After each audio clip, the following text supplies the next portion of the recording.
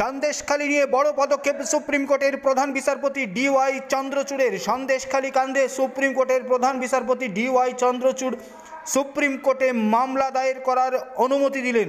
সন্দেশখালী কাণ্ডে সুপ্রিম কোর্টে মামলা দায়ের করল বিজেপি। প্রধান বিচারপতি ডিওয়াই চন্দ্রচূড়ের বেঞ্চে মামলা দায়ের দ্রুত শুনানির আর্জি জানানো হলো বিজেপির পক্ষ থেকে। অনুমতি দিল সুপ্রিম কোর্টের প্রধান বিচারপতি ডিওয়াই চন্দ্রচূড়। সন্দেশখালীতে 144 ধারা জারির প্রতিবাদে এই মামলা করা হয়েছিল এর আগে কলকাতা হাইকোর্টে, সেখানেও ধাক্কা খেয়েছে রাজ্য সরকার। এবার সুপ্রিম কোর্টে সেই মামলা আবারও নতুন করে করা হলো বিজেপি নেতৃত্ব এবং শুভেন্দু অধিকারীর পক্ষ থেকে।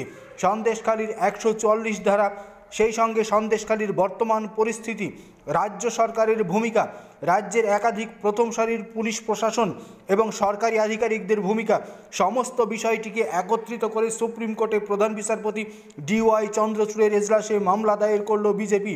মামলা দায়ের করার গ্রিন সিগন্যাল দিয়েছেন, অনুমতি দিয়েছেন প্রধান বিচারপতি ডিওয়াই চন্দ্রচূড়। এই মুহূর্তের সবচেয়ে বড় খবর।